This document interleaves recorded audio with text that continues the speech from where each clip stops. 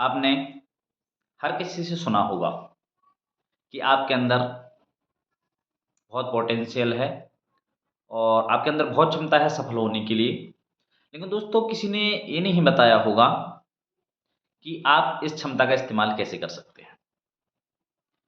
एक कहानी के बारे में हम बात करेंगे। एक बार एक राजा था, उसने अपने जीवन में बहुत सारी लड़ाइयाँ जीती थीं। बहुत सारे युद्ध जीतते जाते थे वो और उनका साम्राज्य फैलता हुआ जा जा रहा था। वो अपना राज्य बढ़ाते जा रहे थे, जीतते जा रहे थे लड़ाई। उसी युद्ध में एक उनका बहुत प्यारा हाथी था, जो उन्हें बहुत प्यार करता था और राजा भी उनको बहुत चाहते थे। जब भी वो युद्ध में जाते थे तो उस हाथी पर बैठकर वो ही लड़ाई जीतते थे और हमेशा वो हाथी बहुत ताकत के साथ राजा का भी साथ देता था और लड़ाई बहुत जब भी हाथी पर बैठ के जाते थे, राजा ज़रूर वो लड़ाई जीतते थे। समय बीतता गया, राजा की भी उम्र ढलने लगी और हाथी बूढ़ा होने लगा। राजा उस हाथी को बहुत चाहते थे, तो राजा ने सोचा कि क्यों ना हाथी को हम अपने पास रखें और महल में ही रखें, क्योंकि जब भी कुछ कार्यक्रम वगैरह होंगे या जो भी होगा तो हाथी मेरे पास रहेगा और सारी चीज़ें वो देखते रहते थे उसके साथ। और जब भी हाथी को कहीं टहलने जाना पड़ता था तो महावत उसके साथ जाते, तो 1-2 लोग और जाते थे जंगल में उसको टहला के लाते थे। एक दिन क्या हुआ कि हाथी जब टहलने गया तो किसी गड्ढे में वो गिर गया, दलदल में फँस गया। गड्ढे में गिरा और दलदल में वो फँस गया।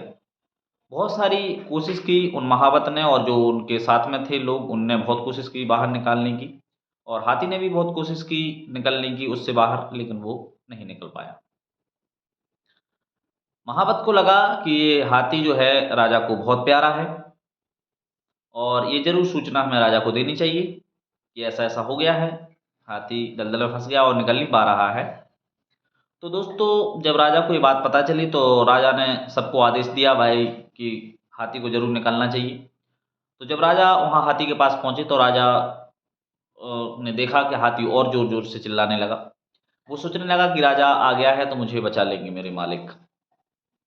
लेकिन दोस्तों क्या होता है कि जैसे-जैसे कोशिश करते हैं वो लोग पूरे उन्होंने अपनी सेना से बोला कि रस्सी डालो और कैसे भी करके हाथी को बाहर निकालना चाहिए। लेकिन जैसे-जैसे वो कोशिश करते हैं, हाथी और भीतर यानी कि नीचे दलदल में और फँसता हुआ चला जाता है। हाथी ने भी सोच लिया था क्योंकि हाथी बूढ़ा हो चुका था, वो उसने सोच लिया था मेरा अंतिम दिन आ गए हैं और अब मैं अब आगे जी नहीं पाऊँगा, क्योंकि उसने हार मान ली थी। लेकिन सभी के दिमाग में कुछ विचार नहीं आ रहे थे, सभी लोग परेशान हो चुके थे, किस तरह हाथी को बाहर निकालें, सभी ने पूरी कोशिश कर ली। हर प्रकार के उन्होंने जो निकालने की प्रक्रिया थी वो हर किसी ने पूरी करी, मतलब करने के लिए हाथी को निकालने के लिए की। लेकिन उसी में एक बुजुर्ग एक सेनापति थे, उन्होंने ये कहा कि राजा क्यों ना जब युद्ध होता है तो नगाड़े, ढोल, शंख वगैरह बजाए जाएँ और बुलाया जाए कि जैसे युद्ध की तैयारी होती है, उस समय जो शंख और ढोल, नगाड़े बजाए जाते हैं, उसी से तैयारी करते हैं, उसको बजाया जाए। तो राजा भी हैरान था कि ये मतलब क्या होगा, ये क्यों ऐसा बोल रहे हैं हाथी को निकालने के लिए, ये क्या ढोल नगाड़े बजाने के। लेकिन किसी का कोई दिमाग काम नहीं कर रहा था, आदेश दिया गया कि भाई ढोल नगाड़े को लाया जाए और युद्ध की तैयारी की पूरी, मतलब वैसे माहौल बनाया जाए जैसे युद्ध के लिए हाथी लड़ने जब जाता था तो वही माहौल रहता था। तो दोस्तों क्या हुआ कि जब ये वो शंख बजे और ढोल नगाड़े बजे तो हाथी के अंदर वो जोश जुनून आ गया, जैसे कि जब वो नगाड़े और ढोल बजते थे तो हाथी पूरी ताकत के साथ और जुनून के साथ हमलावर जो सामने वाला व्यक्ति होता था या सामने वाली जो सेना होती थी उस पे आक्रमण करता था। उसी तरह से हाथी को अपने अंदर की जो क्षमता है, जब वो माहौल उसने देखा कि युद्ध के लिए तैयारी चल रही, तो अटैक के लिए जैसे उठा, तो हाथी के अंदर वो जोश आया और वो उस दलदल से बाहर निकल आया। दोस्तों इस कहानी से हमें क्या सीख मिलती है? हमें सीख मिलती है कि हर एक इंसान यानी आपके अंदर एक बहुत बड़ी हिम्मत छुपी हुई है। बस उसे एक कोई तरीका चाहिए उसको बाहर निकालने के लिए। हर एक इंसान अपने जीवन में बहुत कुछ कर सकता है, बस उसे अपने अंदर की छुपी जो प्रतिभा होती है, उसको बाहर निकालने की ज़रूरत है।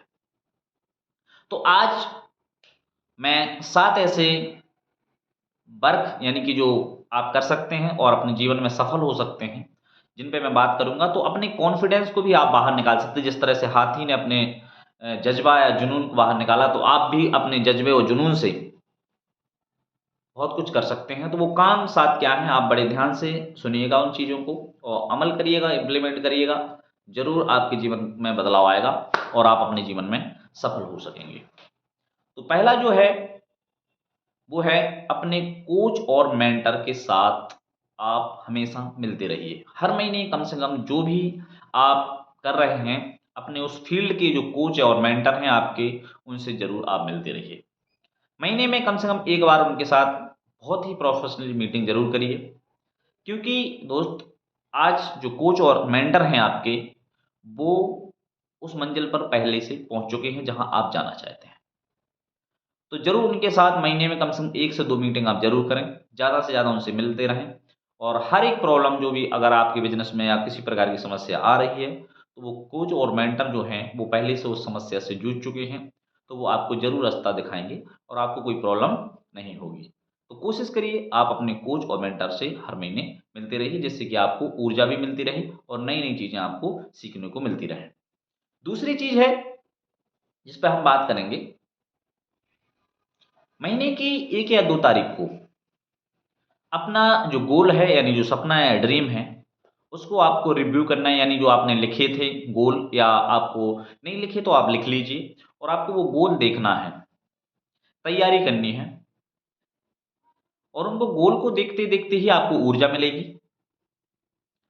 ज़रूर आप महीने की 1-2 तारीख को पूरा एक्शन प्लान यानी अपने पूरे माह का एक्शन प्लान आप तैयार करिए और एसीई यानी एसी एसी के एक्शन प्लान पर आप काम करिए। ए का मतलब एक्शन, सी का मतलब होता है कंसिस्टेंसी और ई का मतलब होता है एक्शन।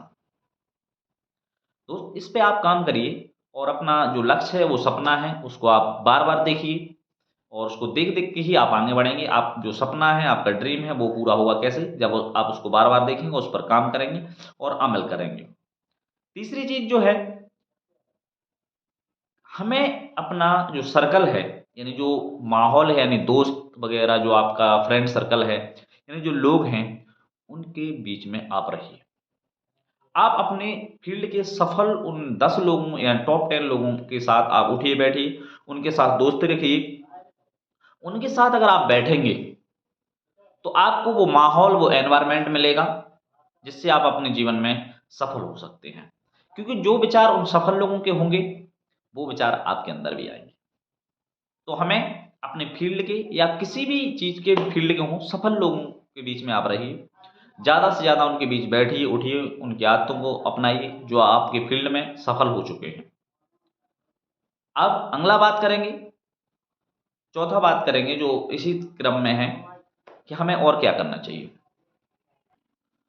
दोस्तों, कामयाब लोगों की बायोग्राफ़ी पढ़िए। आज कोई भी ग्रुप है या जितने भी सफल आज कंपनी हैं या ऑर्गेनाइज़ जैसे टाटा है, मर्सिडीज़ बेंज है, जगुआर वगैरह और भी जितनी भी सफल चीज़ें हैं, अडानी ग्रुप है, रिलायंस है और भी जितनी भी हमारे इंडिया या विदेश में जितने भी ग्रुप हैं, आप उन सफल लोगों की कहानी पढ़िए, बायोग्राफ़ी पढ़िए क्योंकि आज आपको जो दिख रहा है वो हमेशा नहीं था। तो आपको इनकी कहानी पढ़नी है, इनकी बायोग्राफ पढ़िए और वो कैसे आगे बढ़े, क्या-क्या समस्या उन्होंने झेली, तो उनसे आपको भी बहुत सारी सीख मिलेगी। तो सफल लोगों की बायोग्राफ़ी पढ़ना है। अगर आप उनकी बायोग्राफ़ी पढ़ेंगे तो समझिए कि आप उनके साथ हैं, उनके विचार, उनकी नेगेटिविटी, कब वो परेशान हुए, कब कैसे वो असफलता से सफलता की तरफ बढ़े, कितना उन्होंने इतना बड़ा ये नेटवर्क बड़ा कैसे किया, इतनी बड़ी संस्थाएँ कैसे बनाई और आज वो सफल क्यों हैं। तो ये सारी चीज़ें बायोग्राफ़ी में लिखी होती हैं शुरुआत वाली, जब भी संस्था कोई शुरू करता है या कोई बिज़नेस बड़ा खड़ा करता है। तो आपको सफल लोगों की बायोग्राफ़ी पढ़नी है। अगला है जो ब्रांडों की स्टोरी पढ़िए। जैसे हमारे जिसमें फेसबुक, व्हाट्सएप, जो मार्क जुकरबर्ग हैं और एलन मस्क हैं, रॉबर्ट कियोसाकी जी हैं। ऐसे जो बड़े-बड़े ब्रांड यानी जो बड़े-बड़े बिज़नेसमैन और जिनको फाइनेंशियल एडवाइज़र कहते हैं, जो बड़े-बड़े ब्रांड हैं हमारे यहाँ गुची, अरमानी और अ, जैसे रोलेक्स है, बहुत सारी हैं का जैसे हमारा मर्सिडीज़ बेंज है, फरारी गाड़ी है, ऐसे जो बड़े-बड़े सफल ब्रांड हैं, उनकी क्रिएटिविटी को पढ़िए, उनके सपनों को देखिए, उनको कैसे उन्होंने ये बड़ा सारा किया, उनकी बायोग्राफ़ी और उनके बारे में किताबें भी पढ़िए उनकी, बहुत सारी चीज़ें आपको करनी पड़ेंगी। तो जिससे कि आपके अंदर बहुत परिवर्तन होगा और इन चीज़ों से पढ़ने से आपके जीवन में बहुत बड़ा बदलाव आने वाला है। अगला जो है, अपना एनवायरनमेंट ऐसा बनाइए, यानी जो विजेताओं का हो। दोस्त जो जीवन में विजय हुए हों, सफल हुए हों, ऐसे लोगों के एनवायरनमेंट में रहिए, क्योंकि आप जैसे लोगों के साथ रहते हैं, वैसा ही आपका जीवन होता है। आपकी आदतें ही आपका जीवन बनाती हैं, तो जितनी अच्छी आपकी आदतें होंगी, उतना अच्छा आपका जीवन होगा। सफल लोगों के बीच आपको ज़रूर रहना है। कोशिश करिए आप उस वातावरण में रहिए। अगर आपके पास वो वातावरण नहीं है, तो कोशिश करिए बनाने का, कि वो वातावरण आपको मिले। अगर वो वातावरण आपको नहीं मिल रहा है, तो आप अकेले में बैठिए और दोस्त किसी के साथ भी फालतू का टाइम बर्बाद मत करिए। एनवायरनमेंट मिलेगा, कोशिश करिए, ढूँढिए, सफल लोग ज़रूर मिलेंगे। आप जिस भी फ़ील्ड में हैं, उसमें भी बहुत सारे सफल लोग हैं, उनके साथ बैठिए। असफल लोगों की बात मत सुनिए, क्योंकि उन्होंने अपने जीवन में कुछ किया ही नहीं है। आप अपनी फ़ील्ड के उन सफल लोगों की बातें सुनिए, उनके साथ बैठिए, उनके विचार सुनिए, जिससे कि वो आपको सफलता के माध्यम बताएँगे और आपको रास्ता भी दिखाएँगे, मैं ऐसे-ऐसे सफल हुआ। लेकिन बहुत सारे लोग हैं जो आज असफल लोगों की कहानी सुनते हैं, तो दोस्त असफल लोगों की कहानी हमें नहीं सुननी है।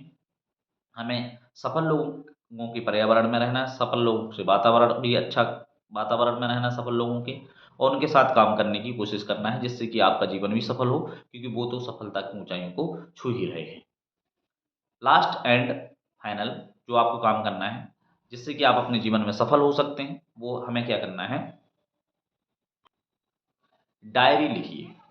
दोस्तों जब भी आप अकेले बैठे हों, आपको डायरी लिखना है, क्योंकि जब अकेले आप बैठते हैं तो आपके अंदर विचार आते हैं। आपको बहुत सारी चीज़ें हैं जैसे मोबाइल है, अब महीने में कम से कम 3-4 घंटे या जितना भी आप हो सके अकेले बैठिए। क्योंकि जब आप अकेले बैठते हैं तो आपके मन में विचार आते हैं कि आप क्या कर सकते हैं, आप जीवन में कैसे सफल हो सकते हैं और हमें क्या-क्या करना चाहिए। ये सारी चीज़ें आपके अंदर ज़रूर आती हैं। और जो भी चीज़ आपके दिमाग में आए उसको डायरी पर नोट करिए, क्योंकि विचार आते-जाते रहते हैं और हो सकता है वो विचार हम भूल जाएँ। लेकिन हमें क्या करना है, हमें वो विचार अपनी डायरी पे लिख लेना है, जिससे कि आप उन पर काम कर सकें। और जो नए-नए विचार आते हैं, वो ज़्यादा से ज़्यादा विचार आते हैं तो आप 100% आपको विश्वास है कि आपको ईश्वर जो है यानी लॉ ऑफ अट्रैक्शन यानी जो प्रकृति है आपको वो चीज़ ज़रूर देना चाहती है। तो दोस्तों ये थी जो आदतें जो हमें अपने जीवन में अपनाना है और आप इन पे अमल करिए और आप भी जीवन में सफल हो सकते हैं।